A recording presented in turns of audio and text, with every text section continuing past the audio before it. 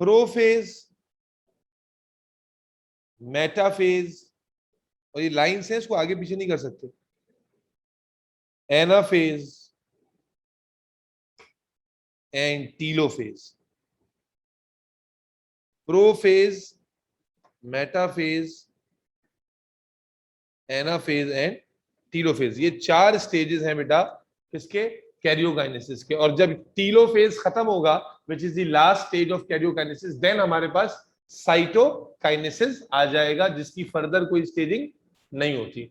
सही है जी। इसका मतलब ये हुआ कि अगर तुम मेरी बात को सही से रिलेट कर पाई हो सबाहत, फरजा और निमरा, तो तुम ये समझ पाओगी अबीहा कि जब सेल इंटरफेज में है, इंटरफेज में था, जब डिवीजन स्टार्ट होगी तो सबसे पहले कौन सा फेज स्टार्ट होगा, माइटोसिस की कैरियोकाइनेसिस का प्रोफेज। यस और नो? Yes sir. चले, गुड हो गया, ये समझ में आ गया। तो अब समझाने के लिए मैं आपके सामने सबसे पहले सेल बना रहा हूं जो जिसमें अभी डिवीजन स्टार्ट भी नहीं हुई है। तो मान लें कि ये हमारे पास एक सेल है और ये उस सेल के अंदर न्यूक्लियस है, और अभी ये न्यूक्लियस या सेल इंटरफेज में है। किसमें है? इंटरफेज में।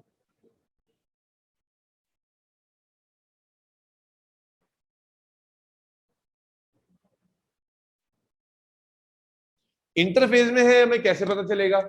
जिन लोगों ने इस चैप्टर की क्लास शुरू से ली है उनको तो अभी याद आ जाएगा, जिन्होंने, और बल्कि सबने सुन लिया है।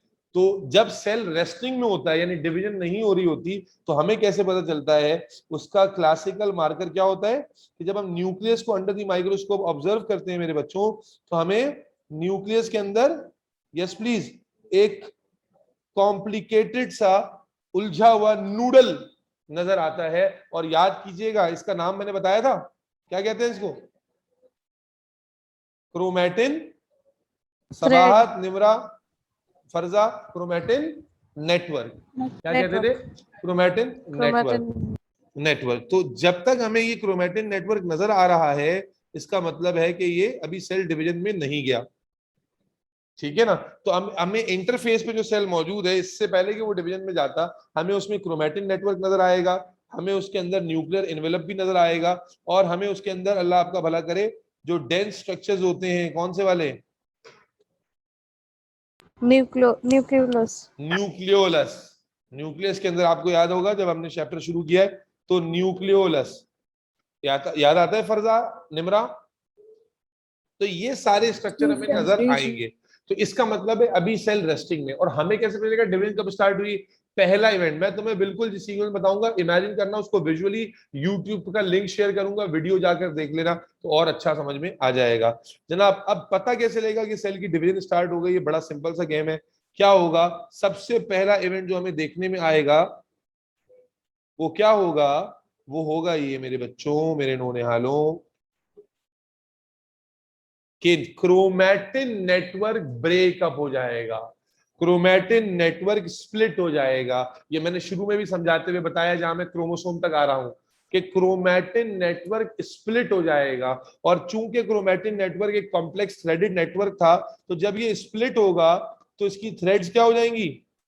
अलग अलग हो जाएंगी। और ये नेटवर्क की फॉर्म में तो कंडेंस था, लेकिन अब जब इसकी थ्रेड्स अलग अलग हो जाएंगी, तो ये थ्रेड्स इंडिविजुअल हैसियत में इतनी बारीक होंगी कि माइक्रोस्कोप के अंदर बहुत मुश्किल से विजिबल होंगी, बहुत मुश्किल से विजिबल होंगी। तो हम कहते हैं what is the first event of prophase? ये डिवीजन मार्क हो रही है। जैसे ही क्रोमैटिन नेटवर्क, पहला इवेंट क्या हुआ बोलो बेटा? पहला इवेंट क्या हुआ, क्या मार्क कर रहे हैं हम लोग? Breakdown of chromatin network. Chromatin material या क्रोमैटिन नेटवर्क। और जब ये ब्रेक डाउन हुआ तो क्या हुआ? Formation of long thin thread like structures which are barely visible। क्या ख्याल है? ये हमारा प्रोफेज स्टार्ट हो गया है, डिवीजन स्टार्ट हो गई है। Am I clear? Yes, sir. ठीक है जी। अच्छा अच्छा, प्रोफेज सबसे बड़ा फेज होता है डिवीजन का, इसलिए खत्म नहीं हुआ। अब और सुनिए, ये तो बन गया। अच्छा, न्यूक्लियोलस भी अभी मौजूद है, हमें नजर आ रहा है, ये न्यूक्लियोलस है। न्यूक्लियर मेम्ब्रेन भी हमें अभी फिलहाल तो नजर आ रही है। ठीक है, अब आ जाए आगे। अभी नेक्स्ट फेज में नहीं जा रहा, जाहिर है कि अब मैं यहाँ मूवी तो चला नहीं सकता, तो अलग अलग डायग्राम में समझा रहा हूँ कि आहिस्ता आहिस्ता आहिस्ता आहिस्ता सिचुएशन किस तरफ जाएगी। तो आगे देखें, तो ये नेटवर्क फॉर्म हो गया। अब नेक्स्ट डायग्राम में देखें क्या हो रहा है। प्रोफेज ही चल रहा है, ठीक है।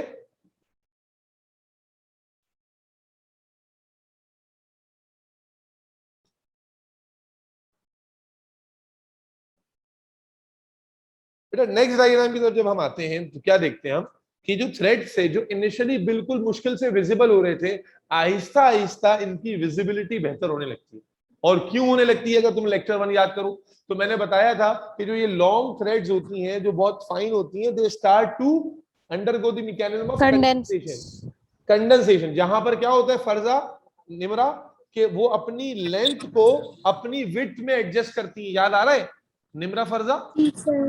यानी अपनी लेंथ के जो है ना, लेंथ में ये छोटी होती जाती है और विड्थ में बढ़ती चली जाती है। अब मैं बार बार ज्यादा थ्रेड नहीं बनाऊंगा, थोड़ी थ्रेड बना रहा हूँ, घिचपिच ना हो जाए इसलिए। ठीक है, तो मान ले मैं 2 ही थ्रेड बना रहा हूँ, ठीक है, आपकी मोहब्बत में 2 ही बना रहा हूँ, या चलो 4 बना देता हूँ। तो अब क्या देख रहे हैं, gradually these threads are becoming thickened, so they are reducing in their length Lens. and इन जो इनकी विड्थ है वो इंक्रीज होती है, जिसकी वजह से हम क्या देखते हैं कि इनकी विजिबिलिटी पहले से बेहतर हो जाती है। इसको हम क्या कह रहे हैं, कंडेंसेशन। क्या हम क्या देख रहे हैं कि जो फाइन थ्रेड्स बनी थी, threads undergo condensation until they reach to maximum condensed level। क्या है, छोटी होती जा रही, छोटी होती जा रही है, मोटी होती जा रही, छोटी होती जा रही, मोटी जा रही, छोटी मोटी, छोटी मोटी, छोटी मोटी, छोटी मोटी, छोटे छोटे होते होते यहां तक क्या आप देखते हैं कि now they are clearly visible. और इसके अलावा मजीद छोटी और मजीद मोटी ये नहीं हो रही, they have finally gain there final जो स्ट्रक्चर या ओरिएंटेशन है वो उनको उन्होंने गेन कर ली है। Is that clear? And when they have gain there final orientation, now these threads are called, yes please, now these threads are called Chromosomes. Chromosomes. तो मालूम चला कि जो क्रोमेटिन नेटवर्क था वो असल में क्रोमोसोम से ही मिलके बना हुआ था, लेकिन नॉर्मल नॉन डिवाइडिंग सेल में क्रोमोसोम विजिबल विजिबल विजिबल नहीं थे। नहीं होते, क्रोमोसोम फॉर्म हो गए। यहां तक बात समझ में आई? अच्छा, अब ये चूंकि एक पूरा एक इवेंट चल रहा है, तो एक वक्त में कई सारी चीजें हो रही है जो मैं डायग्राम में बताने में वो कर रहा हूं। जैसे जैसे ही प्रोफेज स्टार्ट होता है तो न्यूक्लियर मेम्ब्रेन जो है, अल्लाह आपका भला करे, जो न्यूक्लियर मेम्ब्रेन है, ये न्यूक्लियर मेम्ब्रेन थोड़ी थोड़ी डिसइंटीग्रेट होना शुरू हो जाती है। इसी तरह जो न्यूक्लियोलस है ये भी थोड़ा थोड़ा, बोलो भाई, डिसइंटीग्रेट यानी ब्रेक डाउन होना शुरू हो जाता है। यानी ये काम ना साथ साथ चल रहा है, साथ साथ ये काम चल रहा है। ये ऐसा नहीं कि एक काम खत्म होगा फिर दूसरा शुरू होगा। तो न्यूक्लियर ये खुद ब खुद नहीं ब्रेक डाउन हो रही, एंजाइम्स की वजह से, एंजाइमेटिक एक्शन से हो रहा है। ठीक है, कोई मसला तो नहीं है इसमें? यहां तक बात समझ में आई है, नहीं आई?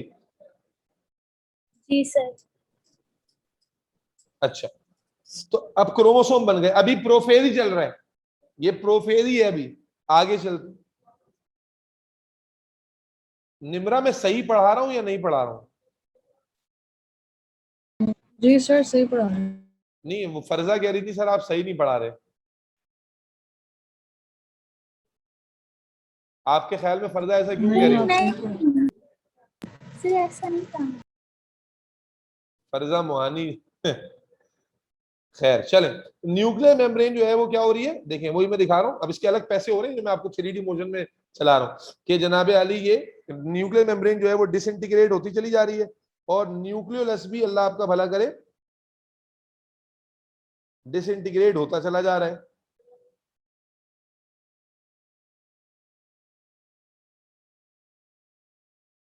ठीक है ना। अब क्या हुआ, जो क्रोमोसोम बन गए थे, मैंने लास्ट टाइम भी पढ़ाते हुए उसी लेक्चर में वीडियो खोल के भी दिखाया था, है पंखा नजर आ रहा था, फिर मेरा हाथ आ गया था उस वीडियो में, अगर आपने देखा होगा गौर से, कि मैंने आपको दिखाया था, फिर देखें जरा, फिर से देखें क्या दिखाया था उस दिन। इसके अलग पैसे लेता हूँ ना मैं, इसलिए मैं दोबारा दिखाऊंगा। वीडियो सर कहाँ आप मर गई इतने सर आप इतनी चीजें करते हैं, कितना को पैसे लेंगे? भाई? हम तो बैठे ही पैसे कमाने हैं। अच्छा जी, तो आपको मैंने यूं उंगलियां दिखाई थी, इस उंगली को गलत सेंस में मत लीजिएगा, ये सिर्फ समझाने के लिए। आप नहीं कहे मैं सर मेरी तरफ उंगली उठा रहे हैं, सर आपकी हिम्मत कैसे हुई आपने मेरी तरफ उंगली उठाई? ठीक है, तो आप जैसे जब इस उंगली को इस ओरिएंटेशन में देखते हैं तो आपको ये फिलहाल देखने में एक ही लग रही है, लेकिन जब आप इसकी ओरिएंटेशन चेंज करते हैं तो आपको नजर आता है अरे इसके पीछे दूसरी उंगली भी है।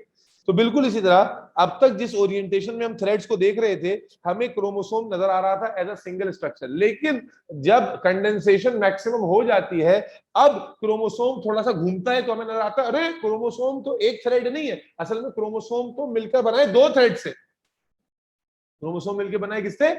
दो थ्रेड से। क्रोमोसोम का जो स्ट्रक्चर है, ये नहीं कह रहा कि एक क्रोमोसोम दो क्रोमोसोम से मिलकर बना है, नहीं, ये स्ट्रक्चर क्रोमोसोम है। जब ये घूमता है तो नजर आता है अरे ये तो दो थ्रेड्स मिलकर एक क्रोमोसोम बना रही है। और इसलिए अब मैं क्या दिखा रहा हूं अगली डायग्राम में, कि अगली डायग्राम में हम और आप देख रहे हैं बटरफ्लाई शेप, जो मैंने आपको शुरू में भी समझाई थी, कि जब क्रोमोसोम अपनी ओरिएंटेशन चेंज करता है तो हमें नजर आता है, क्या नजर आता है भाई? सर स्क्रीन नहीं आ रही। स्क्रीन नहीं आ रही? क्या कह रही हो जी सर। भाई? स्क्रीन किसी के पास नहीं आ रही? अब नहीं आ रही, पहले आ रही। आ गई? जी जी आ अच्छा, तो मेरे बच्चे ये क्रोमोसोम जो अब तक आपको एक सिंगल थ्रेड अपेयर हो रहा था, अब हम क्या देखते हैं कि ये क्रोमोसोम अपना सेकंड आर्म यानी दोनों आर्म शो करता है। और याद करें इन आर्म्स को क्या कहते थे हम लोग? क्रोमेटिड। सिस्टर सिस्टर क्या बात है, ये सिस्टर क्रोमेटिड का वर्ड किसने बोला? फर्जा। क्या बात है फरजा, सिस्टर क्रोमेटिड हमने पढ़ा है। ईच क्रोमेटिड, याद रखना चैप्टर बड़ा जबरदस्त चैप्टर है ये, आपको अगर अच्छा समझ में आ गया ना तो पैसे वसूल है। सिस्टर क्रोमेटिड्स, तो हमें पता चला कि each chromosome is made up of two sister chromatids. मुझे कोई सीना चौड़ा करने की जरूरत नहीं, पीठ में दर्द हो रहा है इसलिए ऐसे कर रहा हूं। Sister chromatids. अच्छा, और उसके बाद हमें नजर आ रहा है कि ये जो क्रोमेटिड्स हैं ये इस पॉइंट पर नैरो हो रहे हैं, इस पॉइंट पर कनेक्ट हो रहे हैं। ये कनेक्टिंग पॉइंट क्या कहलाता है? सेंट्रोमेयर। ये जो कॉन्ट्रैक्टेड पॉइंट है क्या कहलाता है? सेंट्रोमेयर। और इस सेंट्रोमेयर पे मैंने बताया था एक डिस्क भी होती है, और वो डिस्क क्या कहलाती है? Kinetochore. Kinetochore.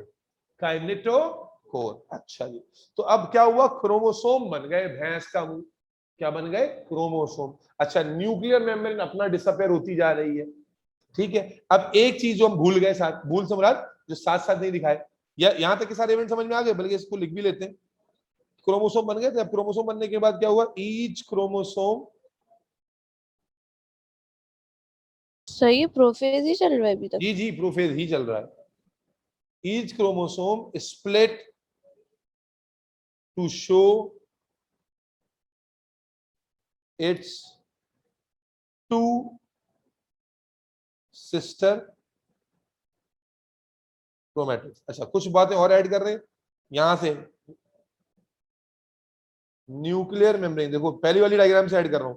Nuclear membrane starts to disappear या ब्रेक डाउन। ठीक है, अच्छा, लेकिन याद रखना मार्कर क्या है कि डिवीजन स्टार्ट हो गई है? मार्कर है क्रोमैटिन नेटवर्क का ब्रेक होना। समझ में आ रही है? क्योंकि न्यूक्लियर मेम्ब्रेन तो बहुत स्लोली स्लोली हटेगी, क्रोमैटिन नेटवर्क एकदम से टूट जाता है। जब न्यूक्लियर मेम्ब्रेन डिसअपियर होती थी और क्या डिसअपियर होता था? Nucleolus starts to disappear. ये पॉइंट यहां पे भी कॉमन चलेंगे, आप समझ में आ रही? ओवरलैप कर रहे हैं ना, क्योंकि ये एक साथ कंप्लीट ही नहीं हो रहा। जैसे जैसे प्रोफेज चल रहा है तो हम यहां पर भी लिखेंगे न्यूक्लियर मेम्ब्रेन, अब स्टार्ट्स टू का वर्ड हटा देंगे, इज डिसअपियरिंग या ब्रेकिंग डाउन, और यहां न्यूक्लियोलस इज ब्रेकिंग डाउन। समझ में आ रहा है या नहीं आ रहा? अब एंड तक आते आते हम ये लिख देते हैं कि nuclear membrane completely disappear, nucleolus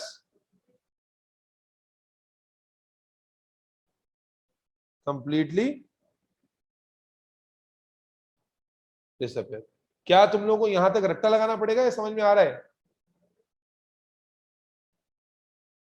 आ रहा है सर, स्क्रीन समझ आ चली। भाई एक तो पता नहीं क्या मुसीबत होती है।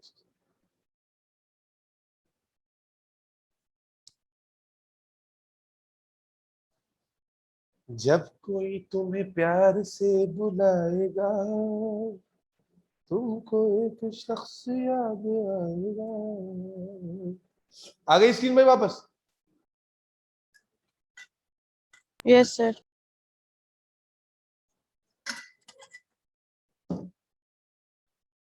तो यहां हम लोग क्या लिख रहे हैं?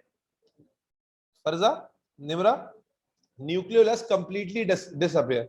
कोई मसला तो नहीं? यहां तक सारे पॉइंट समझ में आते हैं तुम लोगों को? जी सर। अच्छा, जी अब सर। एक इवेंट और भी हो रहा है, वो इवेंट भी मैं बताऊंगा आपको। सेल में न्यूक्लियर मेम्ब्रेन के जस्ट आउटसाइड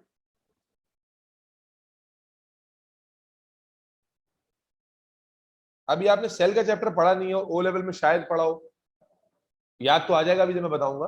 ओ लेवल में थोड़ा सा पढ़ा हुआ है आपने इस बारे में कि सेल मेम्ब्रेन के जस्ट, न्यूक्लियर मेम्ब्रेन के जस्ट आउटसाइड क्या होता है? एक स्ट्रक्चर होता है जिसे हम कहते हैं सेंट्रियोल।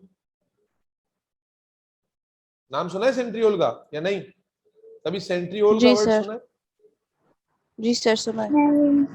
आपने एनिमल और प्लांट सेल के डिफरेंस जब पढ़े होंगे तो आप ये पढ़ते हैं कि एनिमल सेल्स में सेंट्रियोल्स होते हैं। तो ये सेंट्रियोल क्या है? अगर मैं थोड़ा बड़ा करके दिखाऊं तो इस तरह का एक स्ट्रक्चर है, ये ट्यूब से बना होता है, ट्यूब्स होती हैं, माइक्रोट्यूब्यूल्स होती हैं। तो अब होता क्या है, जैसी सेल डिवीजन स्टार्ट होती है ना, तो सबसे पहले तो ये सेंट्रियोल मल्टीप्लाई हो जाता है, और मल्टीप्लाई होकर आप समझिए कि एक तो पीस था ही था, एक और सेंट्रियोल अपना एक और भाई बना लेता है जो कि 90 डिग्री पे होता है। उसके बाद जैसे जैसे आगे आप जाते हैं तो हम क्या देखते हैं कि ये सेंट्रियोल आपस, ये दो सेंट्रियोल ये रिपेल करना शुरू कर देते हैं, एक दूसरे को रिपेल करना शुरू कर देते हैं, लाइक दिस, कि एक सेंट्रियोल आप समझिए कि यूं जा रहा है और एक सेंट्रियोल जो है वो यूं जा रहा है। They are repelling, and while they are repelling they start forming a microtubular connection that leads from one centriole to other। दोबारा सुनो, सेल के बाहर, न्यूक्लियर मेम्ब्रेन के जस्ट बाहर सेंट्रियोल्स होते हैं। एक सेंट्रियोल होता है पहले, जब सेल डिवीजन स्टार्ट होती है तो ये सेंट्रियोल रेप्लिकेट करता है, दो सेंट्रियोल बन जाते हैं। अच्छा, दोनों के पेयर को हम कहते हैं सेंट्रोसोम। एक बच्चों को बहुत कंफ्यूजन होती है सेंट्रोसोम और सेंट्रियोल में फर्क क्या होता है। सेंट्रोसोम कहते हैं पेयर को, और सेंट्रोसोम में दो सेंट्रियोल होते हैं। सही है? तो सेंट्रियोल का वर्ड जो है वो इंडिविजुअल यूनिट का है, और जब दोनों सेंट्रियोल को मिलाकर बोलेंगे तो सेंट्रोसोम बोलेंगे। तो सेंट्रियोल है वो रेप्लिकेट करते हैं, और रेप्लिकेट के एक करके एक से दो हो जाते हैं। उसके बाद they start moving apart, they start moving apart, यहां तक के they are moving like this. आप देखिएगा जरा, चेक करें भाई की मतलब इनोवेशन चेक करें आप, पिकासो की पेंटिंग भी क्या होगी। They are moving apart like this, they are continuously moving apart, and still they are connected by microtubular connections, microtubular connections. इनका नाम क्या है वो मैं अभी बताता हूं आपको। अच्छा, दूसरी तरफ आप क्या देख रहे थे, न्यूक्लियर मेम्ब्रेन खत्म हो रही थी और न्यूक्लियस भी खत्म हो रहा था, और यहां हमने लिख लिया कि न्यूक्लियर मेम्ब्रेन और न्यूक्लियस कंप्लीटली डिसअपियर हो गया है। तो अगली जो डायग्राम मैं आपके सामने बना रहा हूं, ये भी प्रोफेज ही चल रहा है, अभी प्रोफेज ही चल रहा है मोहतरमा, ठीक है। तो अगली डायग्राम देखिए,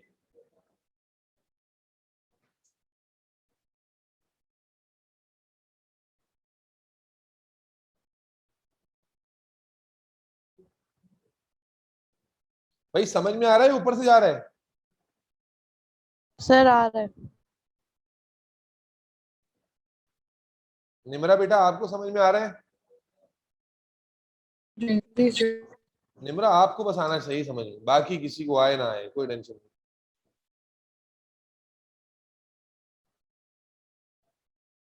अब क्या सिचुएशन थी कि न्यूक्लियर मेम्ब्रेन थी यहां पर, लेकिन अब क्या हुआ, आहिस्ता आहिस्ता डिसअपियर होते होते होते न्यूक्लियर मेम्ब्रेन तो डिसअपियर ही हो गई। तो मैंने बनाई फिर हटा दी, और सेंट्रियोल मूव करते करते बिल्कुल एक दूसरे से 180 डिग्री दूर निकल जाए,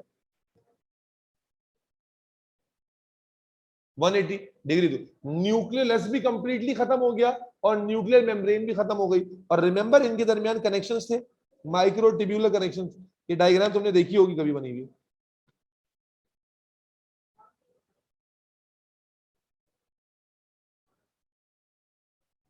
कुछ याद आ रहा है डायग्राम देख कर?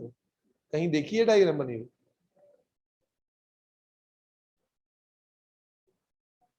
नहीं सर। तो बेटा ये जो नेटवर्क बना, हाँ जी, हाँ देखिए, फिजिक्स में देखी थी लेकिन अबे फिजिक्स में तो वो मैग्नेटिक फील्ड बन गई। बार मैग्नेट की मैग्नेटिक फील्ड होती है ना, वैसे मुझे आप जितनी फिजिक्स नहीं है। अभी आ रहे हैं, सबर कर लो, बता रहा हूं। तो क्या हुआ कि ये जो सेंट्रियोल्स थे, ये ऑपोजिट पोल्स पर क्या हो गए, अरेंज हो गए। ऑपोजिट पोल्स बिल्कुल 180 डिग्री पर जब आ जाते हैं हम कहते हैं ऑपोजिट पोल पर आ गए, और they are connected via a network of microtubules, and this network is called spindle fibre. आपने ये वर्ड सुन रखा है? नहीं तो आप सुन लें, this network is called what? Spindle spindle fibre. Fibre. तो बेसिकली अगर मैं आपको बताऊं कि सेंट्रियोल का रोल क्या होता है, तो सेंट्रियोल का रोल नॉर्मली कुछ भी नहीं होता। During cell division they are responsible to form spindle fibres. और इसका काम क्या है, अभी थोड़ी देर में समझ में आएगा। तो अब मैं यहाँ पॉइंट्स ऐड कर रहा हूं जो शुरू में मैंने नहीं किए थे। जब प्रोफेज शुरू हुआ था, तो यहां पर मैं पॉइंट ऐड करूंगा क्या, कि सेंट्रियोल स्टार्ट रेप्लिकेटिंग। एक था, दो हो गई। यहां क्या कहूंगा, ये मैं बहुत इलेबोरेट करके बता रहा हूं, जब आप नोट्स या बुक से पढ़ेंगे तो इतना अलग अलग नहीं समझ में आएगा आपको। आपको पढ़ते हुए ये तो लगेगा कि इवेंट तो वही हो रहे हैं, लेकिन कौन सा इवेंट किस कैटेगरी में लगना है उसमें कंफ्यूजन होगी, एंड दैट्स ओके। लेकिन हर हर फेज का कोई कैरेक्टरिस्टिक इवेंट होता है, वो जरूर याद रखना है। Centriole pair is formed which is perpendicular। Sir वो पीछे करे ना एक दफा। एक मिनट करता हूं, परपेंडिकुलर टू ईच अदर। और उसके बाद फिर क्या हुआ था, जब बन गया था तो सेंट्रियोल्स स्टार्ट्स मूविंग, बोलो भाई, अपार्ट। क्या ख्याल है, from each other, and formation of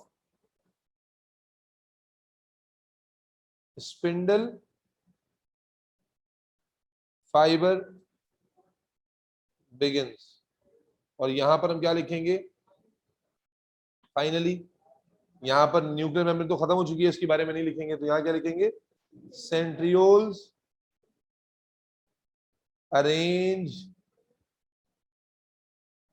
themselves at opposite poles and spindle network completely forms,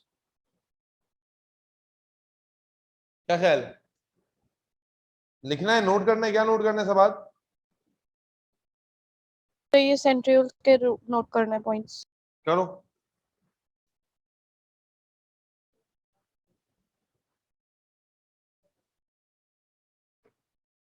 और क्या छोटा करूं, नजर नहीं आएगा फिर। लिखिए डायग्राम। एक वक्त में कोई एक चीज देख सकती हो, डायग्राम या नोट्स।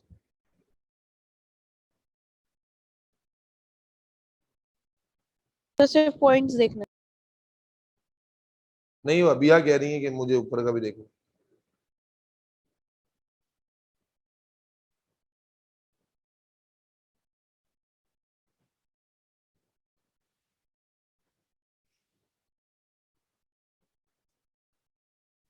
अच्छा जी, अस्सलाम वालेकुम फवाद भाई, आपने रिसीट्स भेजनी है, स्टेम्प्स भी नजर आ गई मुझे। अच्छा, और बाकी जो आप हमारे दरमियान जो एक्स्ट्रा पॉइंट्स तय हुए हैं, सब कमर्शियल वाला और नो हिडन चार्जेस वाले, बात जो हुई है पेमेंट का जो हमारा डिस्कशन हुआ है, तो वो अगर आप अलग से लिख कर उस पर भी स्टैम्प करके उसकी भी वो एक रिटर्न में रिसीट दे देंगे, तो ये है कि वो कभी भी उसमें कंफ्यूजन भी नहीं होगी इंशाअल्लाह ताला।